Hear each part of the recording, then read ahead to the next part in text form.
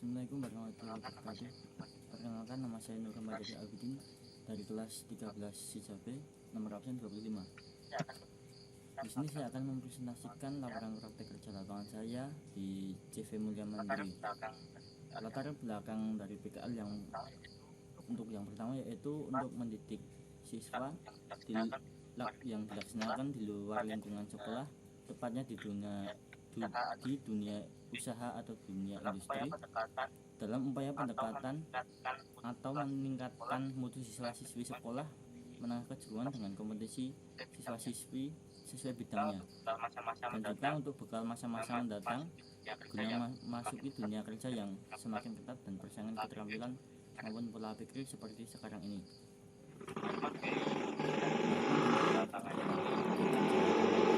Adalah mendapatkan pendidikan industri dan siswa mendapatkan pengalaman kerja, budaya atau etika kerja, baik kedisiplinan, tanggung jawab, dan cara memiliki wawasan dunia kerja yang luas.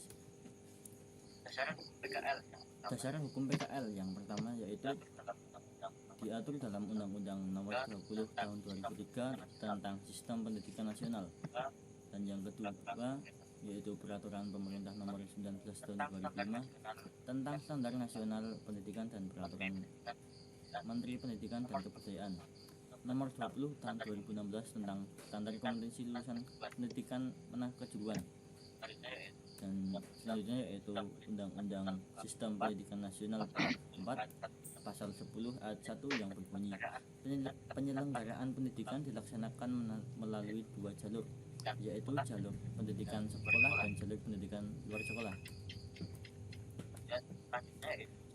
Selanjutnya yaitu tugas dan tanggung jawab siswa di tempat PKL atau dunia industri atau dunia usaha. Yang pertama yaitu melaksanakan kegiatan PKL minimal 6 bulan dan maksimal 9 bulan sebagai salah satu syarat kelulusan sekolah. Yang kedua yaitu menjaga nama baik dari alma mater sekolah. Yang ketiga, mentaati peraturan dan tata tertib yang berlaku di tempat praktik kerja lapangan. Yang keempat yaitu mematuhi instruksi yang diberikan oleh pembimbing, baik pembimbing dari industri maupun pembimbing dari sekolah atau jurusan. Dan yang selanjutnya yaitu tugas dan tanggung jawabnya, mengisi buku jurnal kegiatan PKL secara rutin untuk mencakup presensi siswa di dalam kegiatan PKL. Dan di sini saya PKL di CV Mulia Mandiri, yang salah satu perusahaan yang CV Mulia Mandiri salah satu perusahaan yang bergerak dalam bidang kontraktor telekomunikasi, di mana bisnis utamanya adalah memberikan solusi untuk pertelekomunikasian, termasuk untuk instalasi infrastruktur telekomunikasi berupa penyewaan genset, maintenance, dan instalasi BTS di berbagai daerah di Indonesia. CV Mulia Mandiri sendiri didirikan oleh Bapak Indriya Wisnu Sumbodo. CV Mulia Mandiri di Klaten ini beralamat di Jalan Pemuda nomor 281 Linjon Tonggalan, Klaten Tengah, Klaten.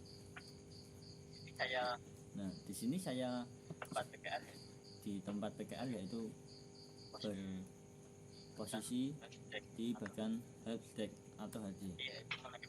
HD yaitu menerima komplain masuk dari customer yang mengeluh soal pelayanan dan servis dari sebuah ISP, dan melakukan follow up, analisa, serta pengecekan terhadap masalah agar masalah dapat terselesaikan. Untuk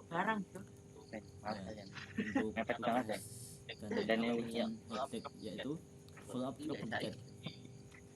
Jadi untuk trouble ticket itu sendiri tiket dari masalah yang ada di BTS atau tower. Nah, untuk dilakukan penanganan dari tim lapangan atau PSI supaya BTS atau tower tersebut kembali normal. Yang pertama yang digunakan yaitu aplikasinya.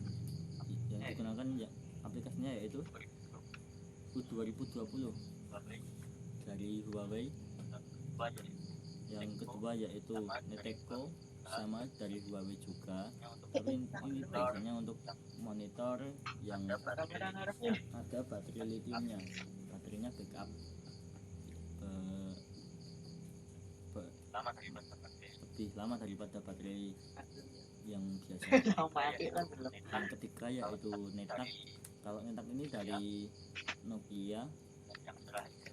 Dan yang terakhir yaitu FDS. Ini sistem dari perusahaan itu sendiri.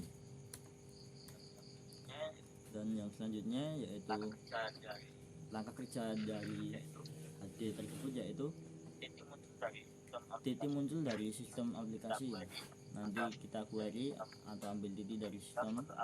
Yang ketiga follow up titik, yaitu follow up info.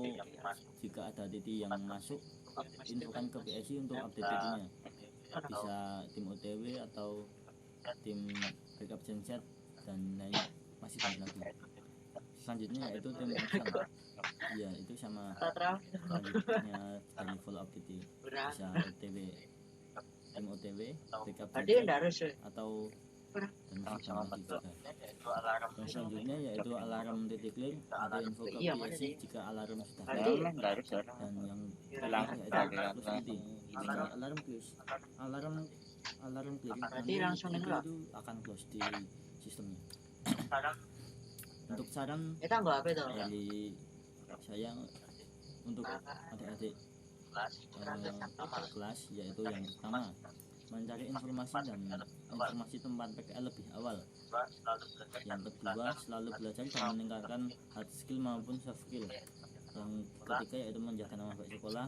Selanjutnya, sering-sering komunikasi dengan bapak atau ibu guru. Sekian, terima kasih.